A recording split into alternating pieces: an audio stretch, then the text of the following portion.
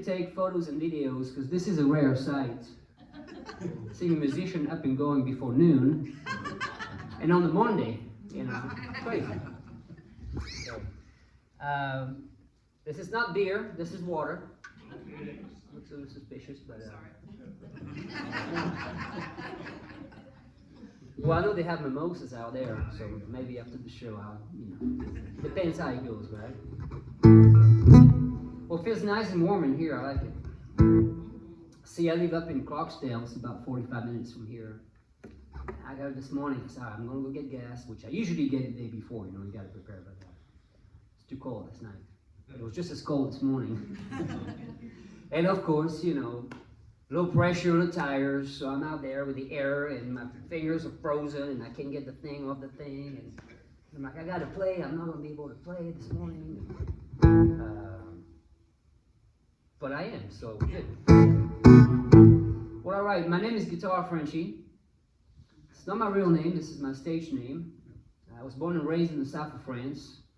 I've been in the States for 25 years, and I've been in Mississippi for about 2. I moved here from Fort Worth, Texas. People always ask, what's your name? I'm Frenchie. You got an accent, where are you from? And, you know, people always ask you 2 things. Well, what do you do and where you're from? So I play guitar and I'm from France. So, and it's Guitar Frenchie. And I won't tell you my real name because the law is looking for me. And I don't want to go back to France. All right, I'm going to play you a song by Taj Mahal. It's called Chicago Katie. I'm going to get warmed up with that.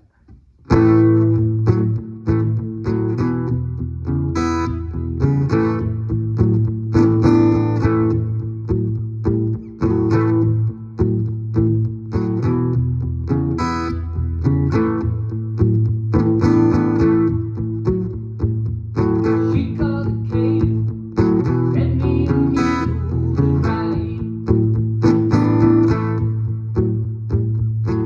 called the king, let me a mule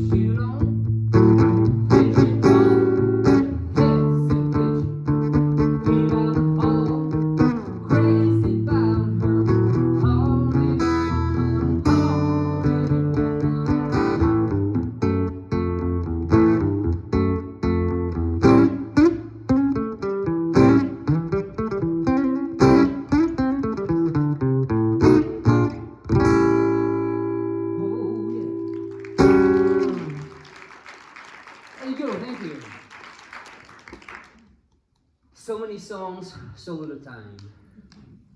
But yeah, so I came to the United States 25 years ago. I grew up on American music. I grew up on television, so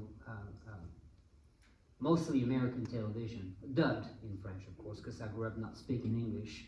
I'm still working on it a little bit, but I grew up on all the 70s and 80s TV series like Starsky and Hutch, the A-Team. But when I was a kid, my favorite series was Dukes of Hazzard. Oh, yeah. My first love was Daisy Duke.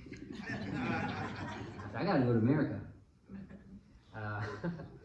And so fast forward, so I picked up a guitar. I was about 12 years old. I just turned 45. And I grew up on rock and roll. I grew up on blues. Not so much country music, actually, not at all. So I didn't know who was who. So fast forward to when I came to the United States and went to Los Angeles. That's where I started out. Palm Trees. A lot of my favorite bands were from there as well, like the Doors and bands like that. And I was a backpacker. I just had a backpack, a guitar, and a change of clothes, and that was it. And a couple $100 in my pocket.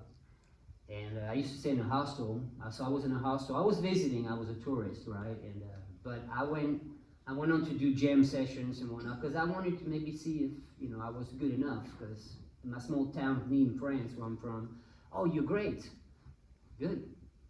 But you go to LA, are you great? You don't know. And I wanted to see.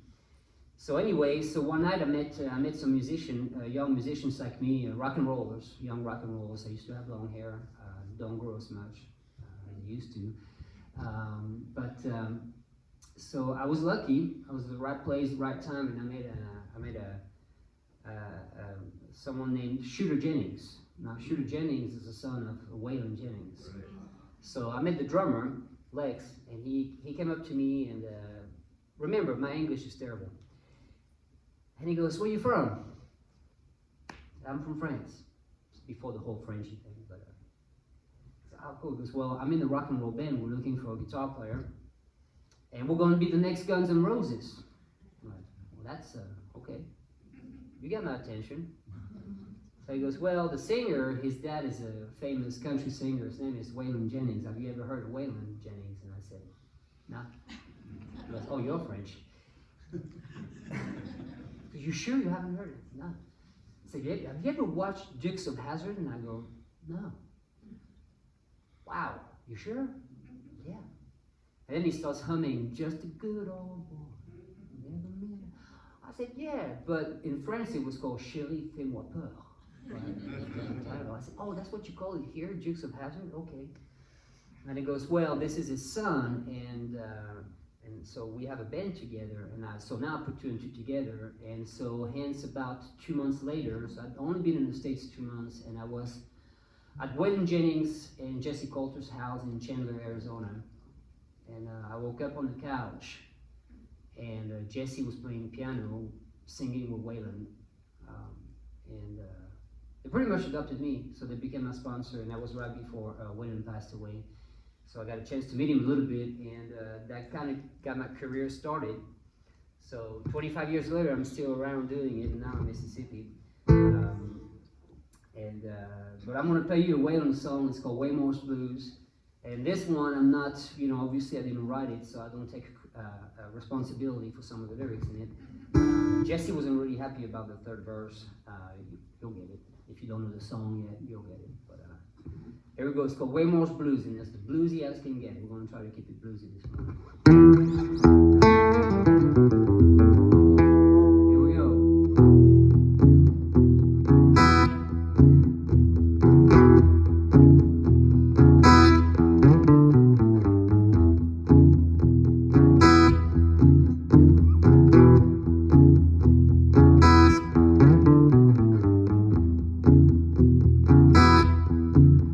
When I woke up this morning, it was drizzling rain. Right on the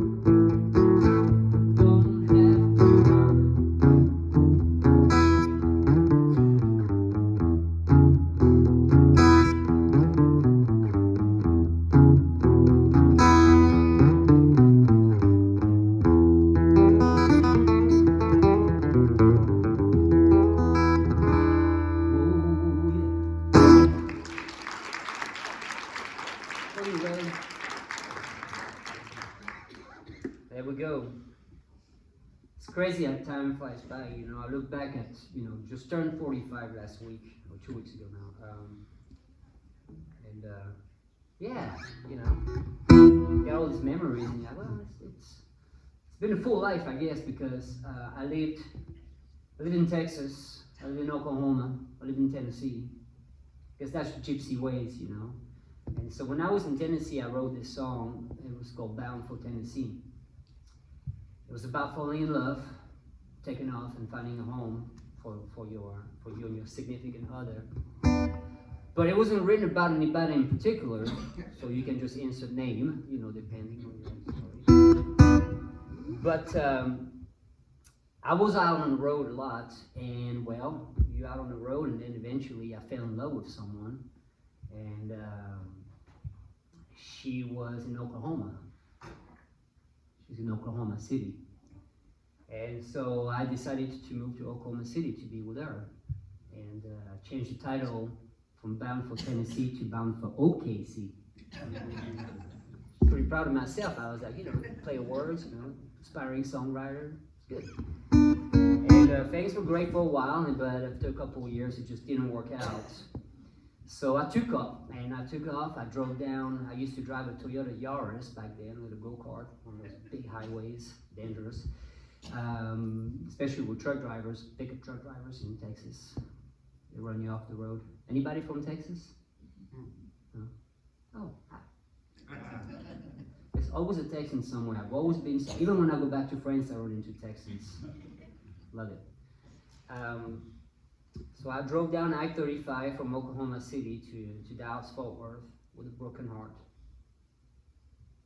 And had an issue because Bound for Fort Worth didn't rhyme.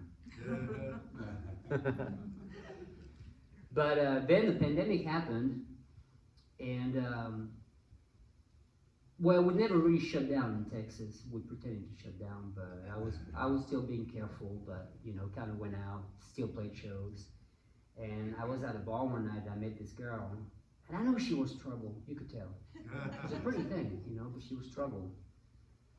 But A, I was bored, and second, I was running out of songs to write about. So I thought, what the heck? And she was from Abilene, Texas. And so I went out there for a little bit, visited, and what was cool about it is that Bound for Abilene rhymed. So there you go, that's 3 titles, 1 song. And but I got the heck out of Dodge real quick because she was bad news, and I got back to Fort Worth, and I was just playing and playing and playing, and I mean, I played all the time. I still do. But I felt like I was spinning my wheels. And eventually I went back home to visit my folks after 3 years, and I was home for 2.5 months. And I brought a book with me because I thought I'm going to be speaking French for 2.5 months. It's going to drive me crazy after a while. So I said, bring a book so you can read some English. So I brought one of my books that I read many times over the years. It's called The Land Where the Blues Begin by Alan Lomax. And it's a fantastic book if you don't know about it. If you like blues, it's just a book to have. And so every night before going to bed, my parents would go to bed a little earlier, and I would just pick up the book and read. And mention Clarksdale, Mississippi. Clarksdale, Mississippi. Cleveland, Mississippi. And I'm thinking, you know what? Maybe this is it. Maybe when I get back from France, I'm going to look into moving to Mississippi. Because I used to come here for blues festivals. It's always a good time, and I thought, well, okay, you got a little bit of money saved up after years of working. Don't take you very far in Dallas, Fort Worth, but I went on Zillow one day. And I looked at prices on, you know, in the Clarksdale area. I said, it's all the listings are missing a 0. You know? I was like, I think I can do this. So I was telling my parents, and they've never been here, and I'll do whatever I want anyway. But I was telling them about it. I said, you know, I can go to Clarksdale, I can buy a house, and then I can play because it's you know, it's where the American music was born. It's here in Mississippi, you know. Oh well, I mean, yeah. And so my dad went on YouTube and typed in, you know, Mississippi Delta and Clarksdale, and people post like videos of like the bad neighborhoods and rough neighborhoods and like scared, like, what are you doing? Why are you going there? I'm like, that has, I know that exists, but it exists everywhere, right? It exists in Fort Worth, but it's so big that you might not ever see it. But here it's so small that you will drive through it. I said, don't worry about it. I know the people. It's great. So I made the move in 2023, and so I found a house, I bought the house, and on July of 2023, I moved to Mississippi, and it's been the best thing I've ever done.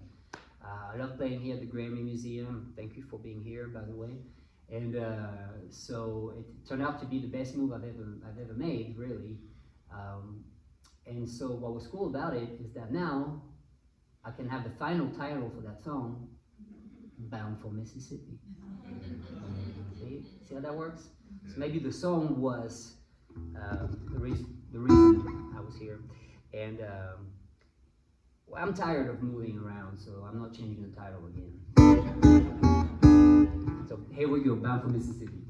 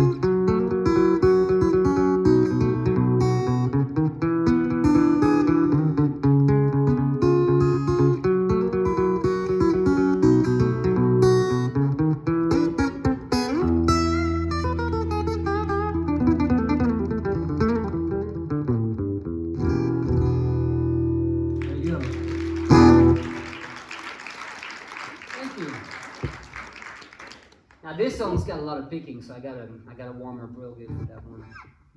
I write a lot of the songs and then I gotta learn them. And remember the lyrics as well. That's always a little hard.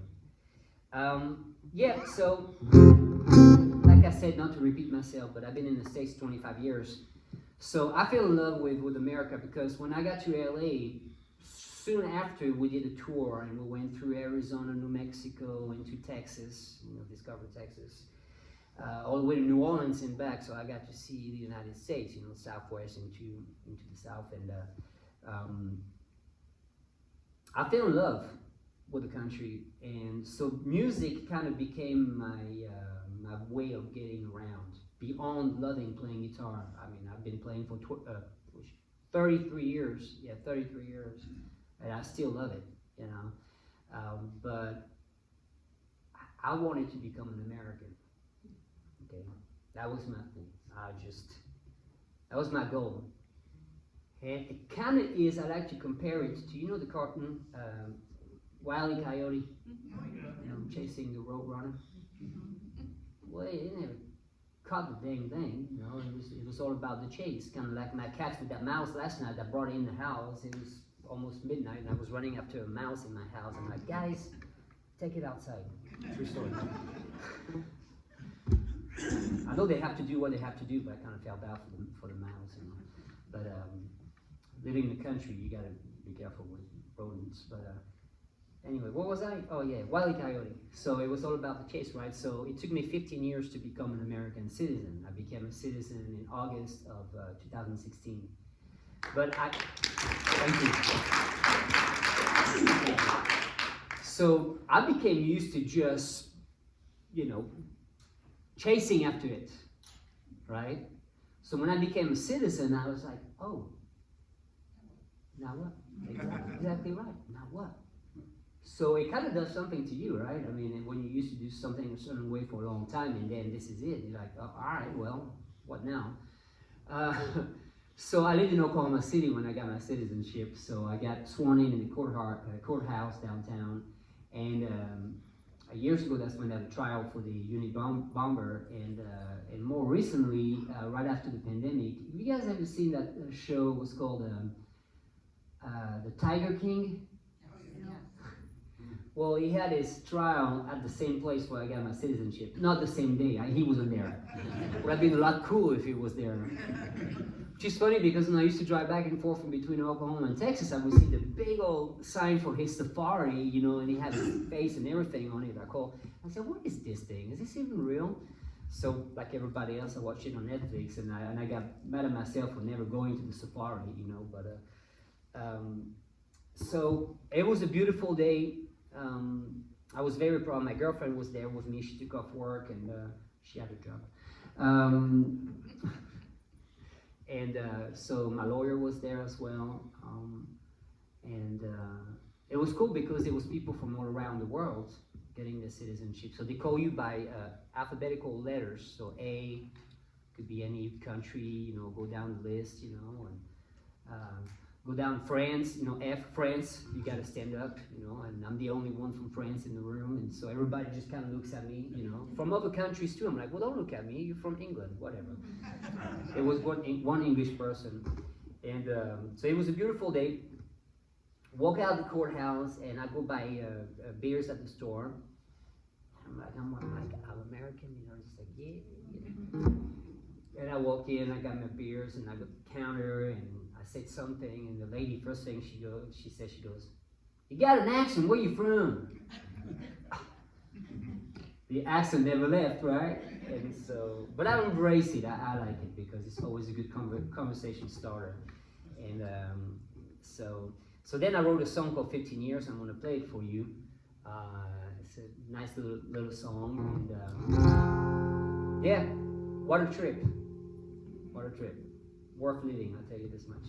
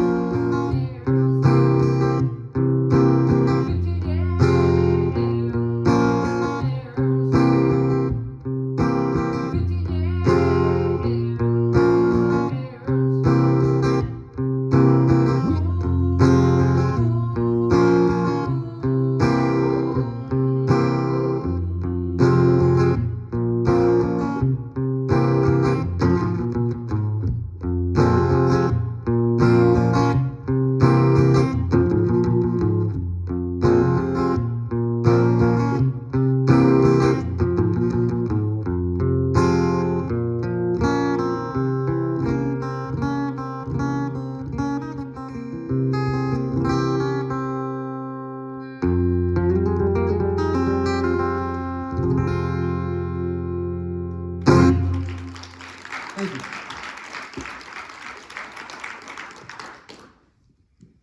Well, all right. Well, you guys having a good time? Yeah. Good. I know they have food for you after this, so I won't hold you too long. So yes, I was saying, you know, when I grew up, when I was born and raised, and I grew up around music, it was music and motorcycles at the house. Good upbringing, and of course the Rolling Stones, big in the house. It's all about the Stones. But what was cool about it, my parents, when they grew up listening to rock and roll music and the Stones, my dad was curious, like, well, who wrote what? You know, so he found out that Howlin' Wolf and Muddy Waters and Jimmy Reed and all those guys that wrote all those songs. Well, guess where they're all from? Mississippi, right? So it makes a lot of sense now that I was going back to the roots, right? And the blues is the roots, and they have the baby. It's called rock and roll. So it's all connected, right? And so being here is very inspiring, and I'm a big Muddy Waters fan. And my house is actually just about 7-minute drive from where he had his cabin, his shotgun house that he grew up in and lived in until he left for Chicago when he was, I think, 32, 33 years old. And so there's a rich history of music, and you can kind of feel it in the air. It's a really cool thing. And I'm going to play you a Muddy Waters song if you don't mind. I was going to anyway, but it's my favorite song. It's called Hoochie Coochie Man, most famous song, but I love that song. And there is an exhibit. I think the theme is 80s rock. So you got your Motley Crue, Guns N' Roses, and all that good stuff. I think they still have the Taylor Swift exhibit too. I don't know if they got rid of it yet, but they had Taylor Swift all year. And I told people, I said, if you have any questions, ask me, because I'm an expert in Taylor Swift.